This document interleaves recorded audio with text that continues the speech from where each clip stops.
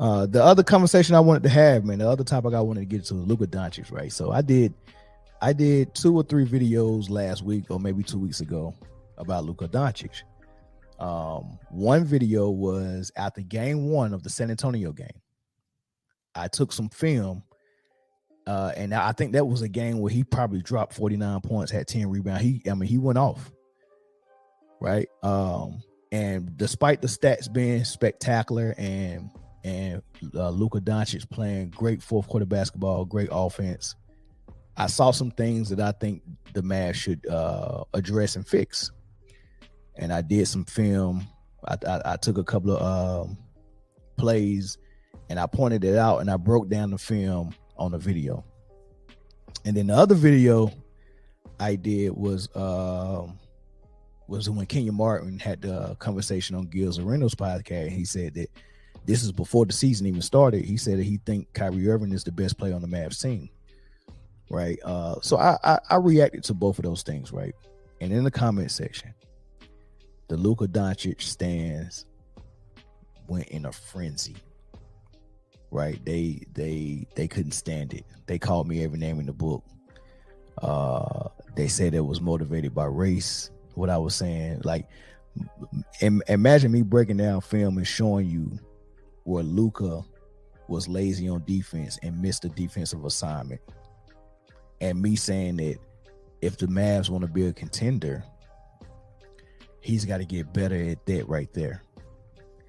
Imagine me saying this is what Luka needs to get better at if they want to be great, and then get called racist for it because I'm pointing out multiple defensive missed assignments, or lazy closeouts, or things of that nature, right?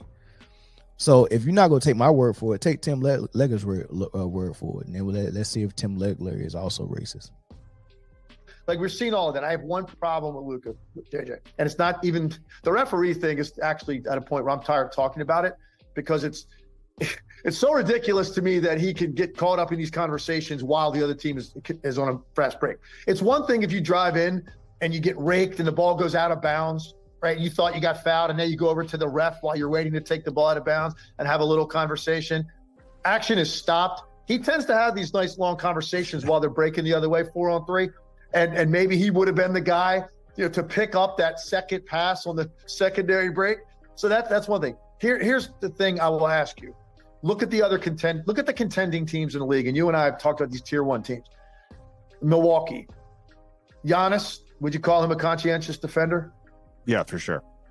Okay. Would you call Jason Tatum a conscientious defender in Boston? Yeah, for sure. Okay. How about Kevin Durant in Phoenix?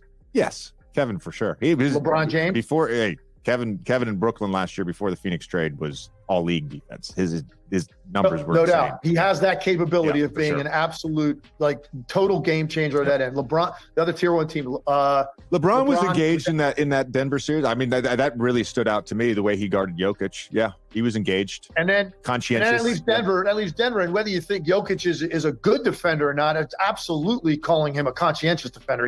If you watch him defensively, he's communicating. He's constantly looking, his head's on a swivel. He's not going to be the most athletic guy, and he's not going to necessarily go get something above the rim as a shot blocker. We get it. So I'm not saying that Nikola Jokic is an elite level defender, but he absolutely is a conscientious team defender. That's where I have a problem a little bit with Luka. I'm not sure that when your top guy has that many moments throughout a game that you can point to, regardless of what Jason Kidd said about living in the 120s, that's great. And I don't know that defense is necessarily as critical in the modern NBA, the way it's played. The numbers are putting up, the number of threes that are taken. But at least you need to know that guy's laying it on the line. And look, maybe for 12 minutes in a tie game, you're going into the fourth quarter, he'll be a little bit better in that moment in fourth quarter. And he'll be better if he can guard someone that's a little bit more physical. Guys with a live handle getting ball screens or having to keep a guy in front, I still don't know that I see the level of commitment out of him that permeates your entire roster where guys are looking like, man, this dude is bought in. And I want to see more of that. Is that going to be a maturity thing with Luka? Will he ever add it?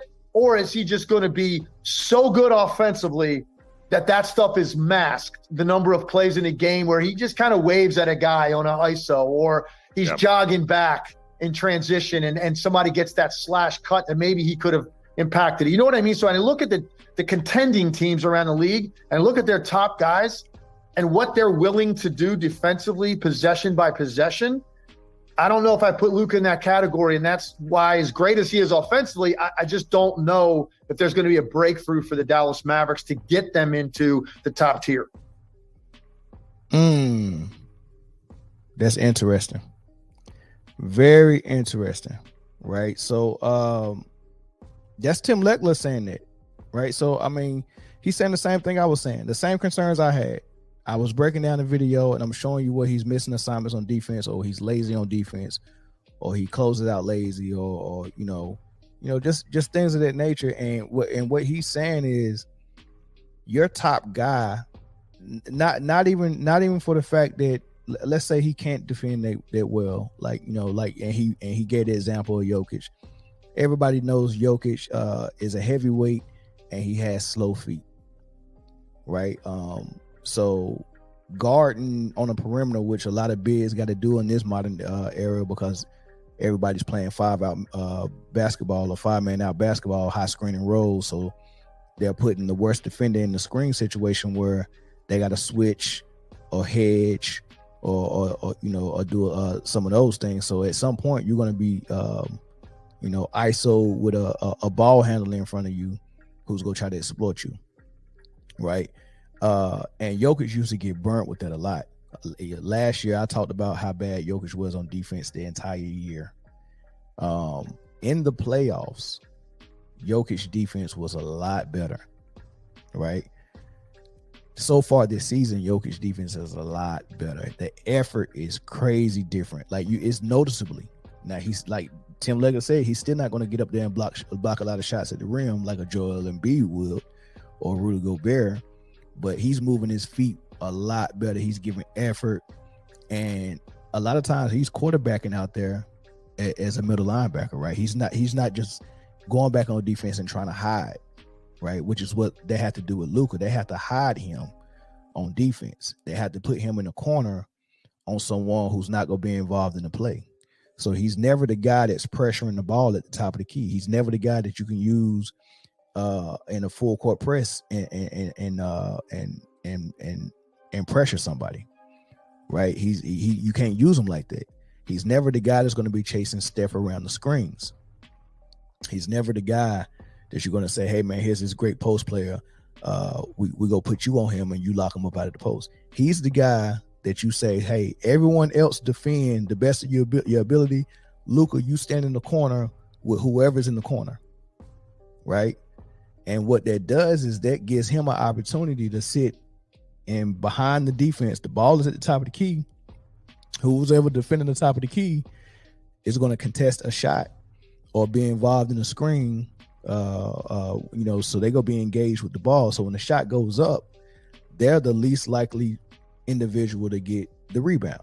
You know, you can already take a lot of people out of the option for rebounding because they're the ones up there defending the ball and contesting the shot. One of them, after they contest, they either go leak or if they're the point guard, they might be standing there waiting for their guy to get the rebound and outlet pass to him.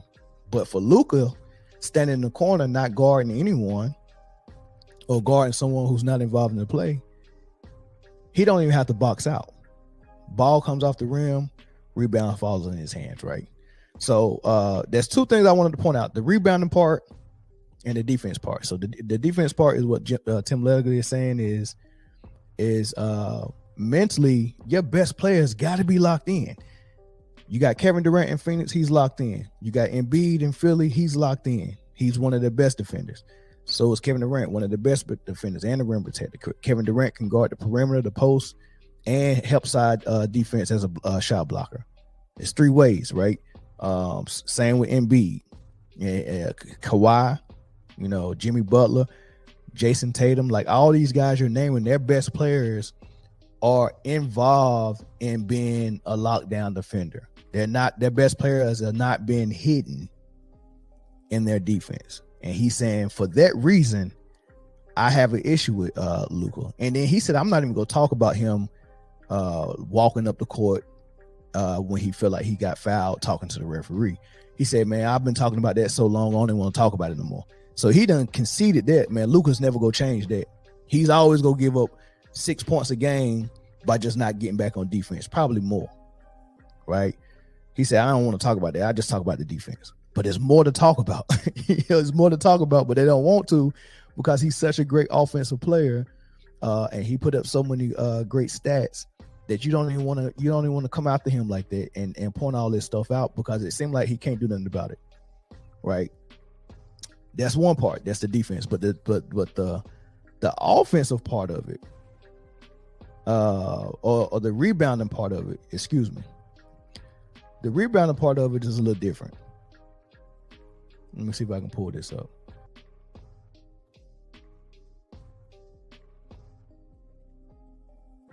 So the rebounding part of it, I want you to look at this. You see Michael Jordan battling down there with 3 Detroit Pistons in the paint.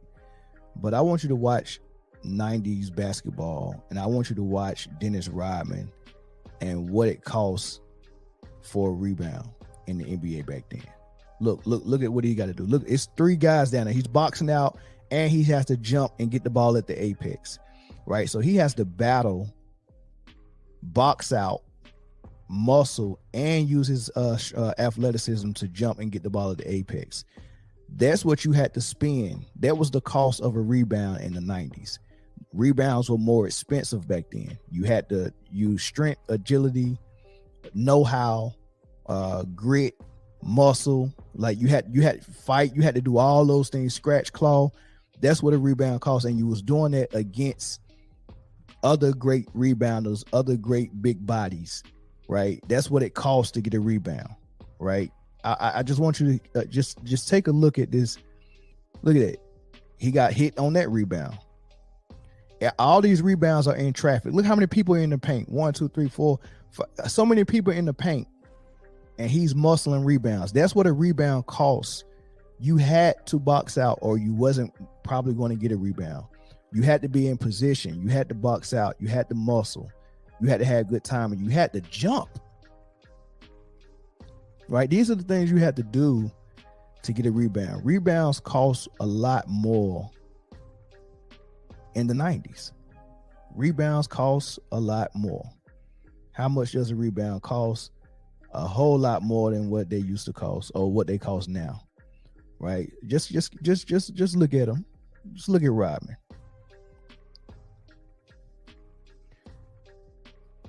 Look at this. Where's Rodman? Box out. Okay, he got it. Right? Not a lot going on there, but it was traffic down there. Right? There it is again, boxing out, got the rebound. Look at Harper. Harper knew to give him that rebound because, as a matter of fact, I want to let me go back a little bit. Let me go back to the rebound he got. Watch that. Look at that rebound. Did you see Bill Winnington? I want you to watch that again. Look at that. Bill Winnington with his hands in the air.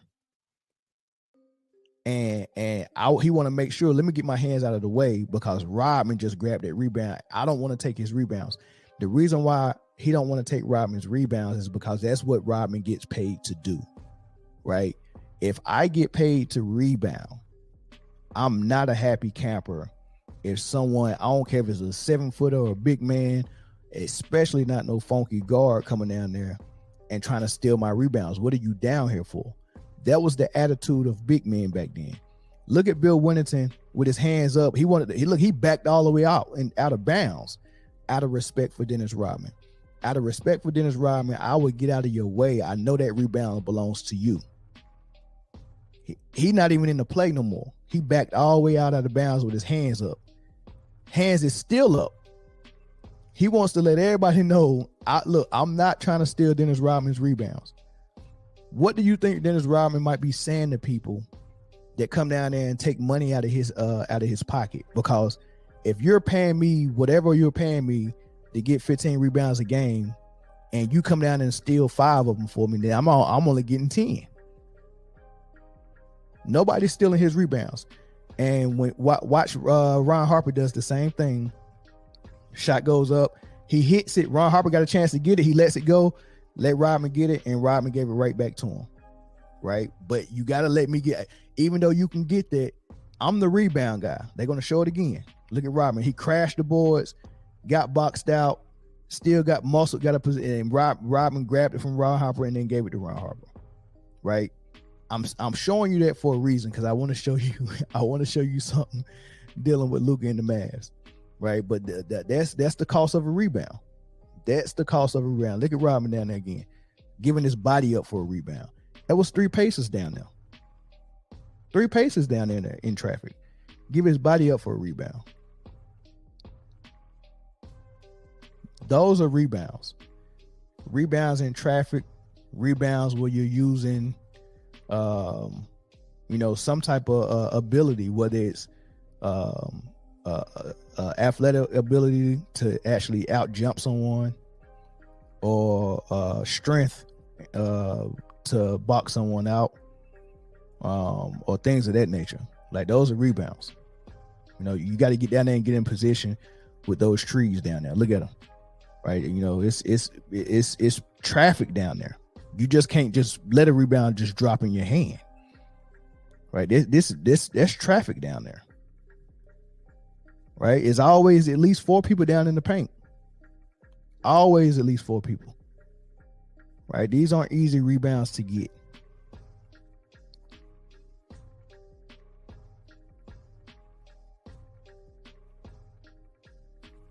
Right? So keep all that in mind. I showed you that for a reason. Right? I showed you that for a reason. And now I want to show you what it costs to get a rebound in today's game, and why I'm not impressed by triple doubles in this era of basketball, because the rebounds are cheap. I think the assists are cheap. Right? It's more assists to go around, especially for your star player, if he's always got the ball. So rebounds and assists are cheap, but I'm not even discussing assists today. I'm discussing the rebounds. They're cheap. It don't cost the same. It don't cost what it costs Rodman, Barkley, and Karl Malone. It don't cost the same for them to get rebounds. The cost is way less. So 10 of those Rodman rebounds is worth more than 20 rebounds in this modern era.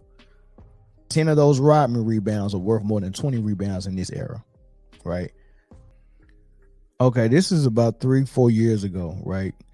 DeAndre Jordan is on this team. This is 4 years. This was probably 5 years ago, because I think this is Luka's rookie season, right? So this clip, I just remember I just showed you Dennis Rodman, Ron Harper, and Bill Winnington.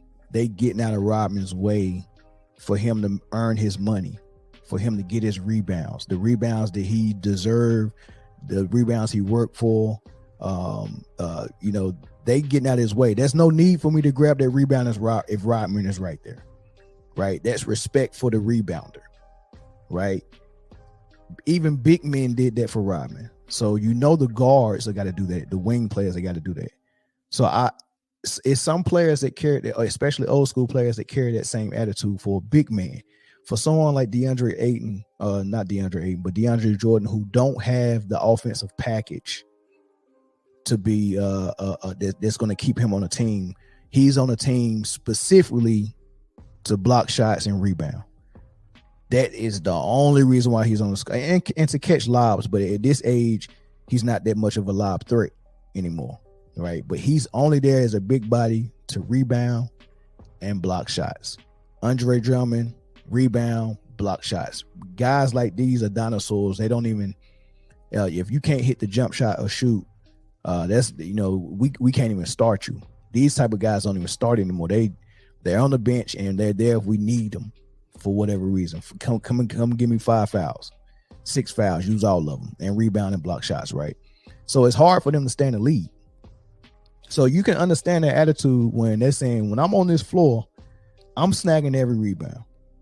I want you to take a look at some of these sequences, right? So here's Tim Hardaway on the Knicks, shot goes up, right? And you see the box out.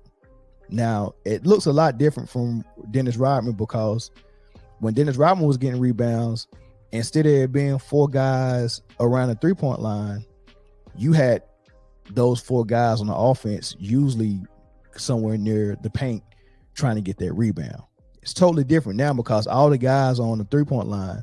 So when the shot goes up, only the person who probably set a screen and rolled is there for a rebound. Most times it's just 4 defenders just in the paint grabbing rebounds, very cheap rebounds.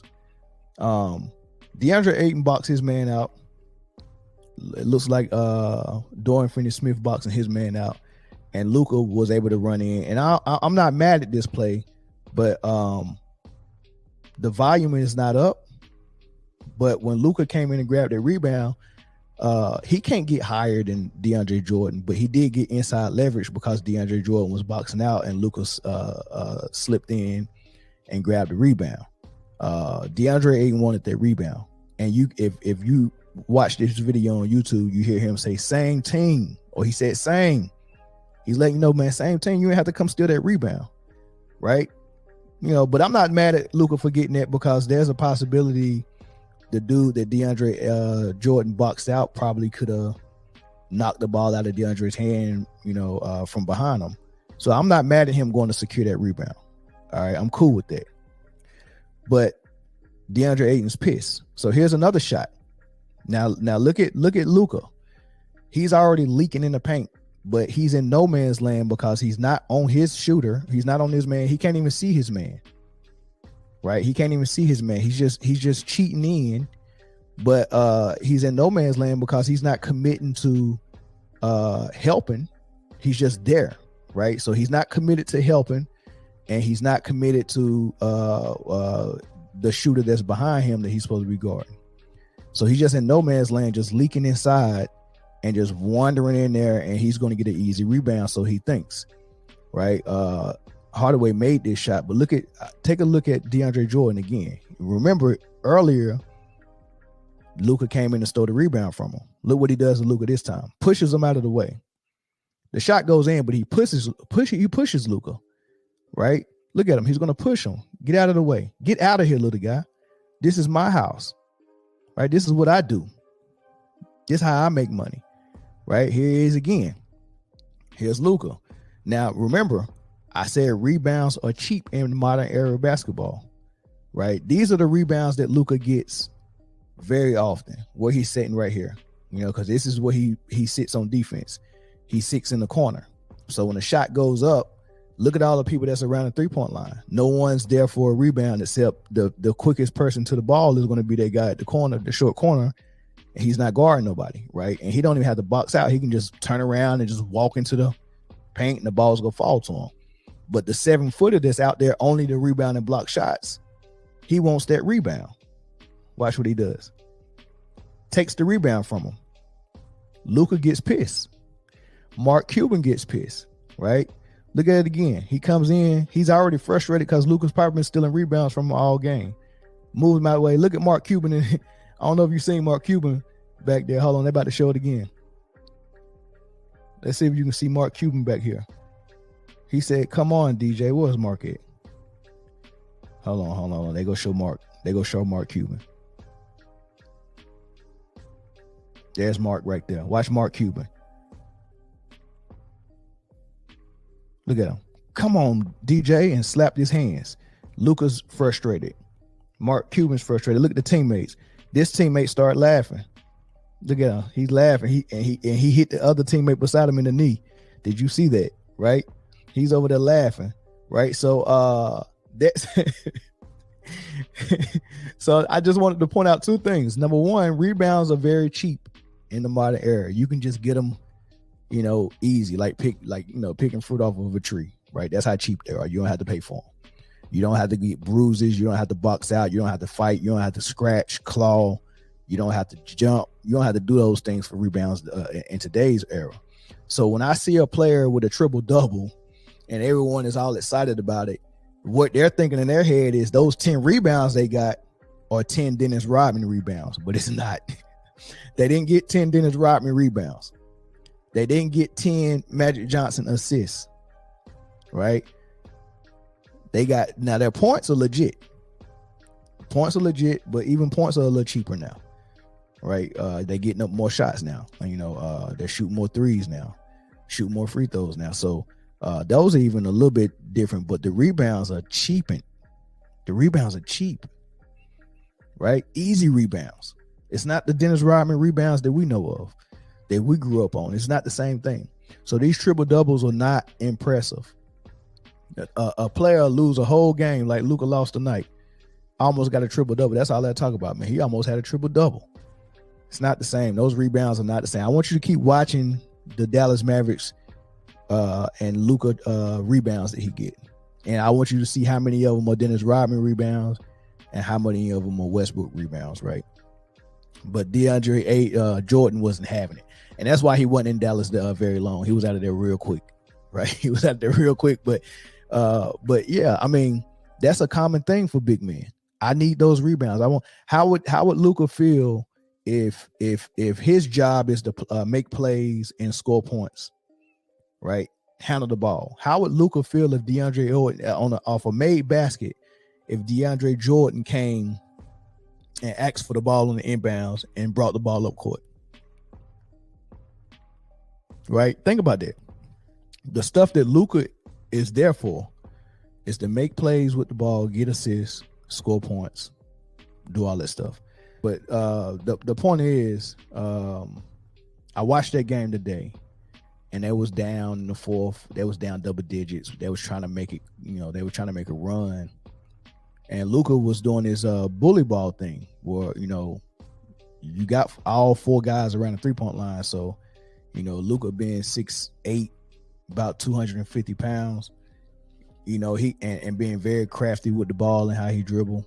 Once he get that screen and turn that corner, he can kind of, and he's not moving super fast, so it's gonna be hard for you to try to jump in front of him and pick up a charge because he's not going in there out of control. He's going in there under control, handle the ball, and then using his size and his body and his shoulder, his back to kind of bully you in, and he can get a shot off. Right. So he was doing that to, come down and keep getting points while they was down, somewhat padding his stats. LeBron used to do that a lot where, where the game would be decided, but, he makes sure he gets some cheap points in the fourth quarter with those bully ball layups. Therefore, when you look at the stats in the morning, you can be like, well, shoot, LeBron did his job. LeBron had 30 points and 8 assists and 8 rebounds. He did his job, right? So Luka was going to go get some of those, and he had shot the ball 4 straight times without passing it. He just came down and was just bullying his way to the rim, and it was like 3 minutes left, right? And he was like, he just abandoned trying to play team ball. And was like, I'm gonna just keep going in there and getting my shot. And so Kyrie Irving came down the fifth trip down and pulled the pull-up three, and it wasn't really in transition because it was after a made basket. And Luka was pissed on the sideline. He was at the three-point line, and when Kyrie pulled the three and missed it, Luka was sitting there like, I'm right here, like, give me the ball. Right after he done shot it 4 straight times, right? So he was pissed. But my point is, he's missed the fourth quarter, and he feels like, man, if I'm cooking, I just scored 4 straight times. I want the rock. So the way he felt when Kyrie Irving came down here and took a Luka shot, because Luka take a lot of threes like that, right? Luka take about 5 or 6 threes like that a game, where it don't matter if he's contested, it don't matter if he at the logo, he's gonna pull it up. It's gonna be a heat check. But when someone else do it, even someone as good as his co-star Kyrie Irving, when he does it, especially in the fourth quarter, he took exception to it. So it was okay for him to have displeasure and physically show it after his teammate shot the three and missed it, and then get back on defense slow. It's okay for him to do that. But it's not okay for a 7-foot rebounder who's known for rebounding to take exception to him coming down here from his guard position to steal rebounds from him, right? I want you to think about that. So a lot of people is on Luka's side and said, hey, man, DeAndre Ayton shouldn't do that. He's padding his stats and all this stuff. Nah, Luka's padding his stats. It's not necessary for you to come down here, right?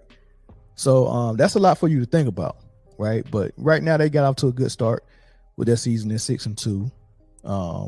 It could be worse than that because the games they won, it took magic. It took Luka magic in the fourth quarter for them to win the game. And my whole point is I think they could be better if they played a different style of offense other than Luka ball, high screen and roll. I think they can go to Luka ball when it's necessary, but I think they could run a better offense on a normal basis. So if they do that, I think they got something going. But if they don't, they'll be exciting. They'll win some games they're not supposed to win. They might lose some games they're not supposed to lose. But they'll be in the hunt. They'll make the playoffs. They might be excited in the playoffs, but they'll be early out.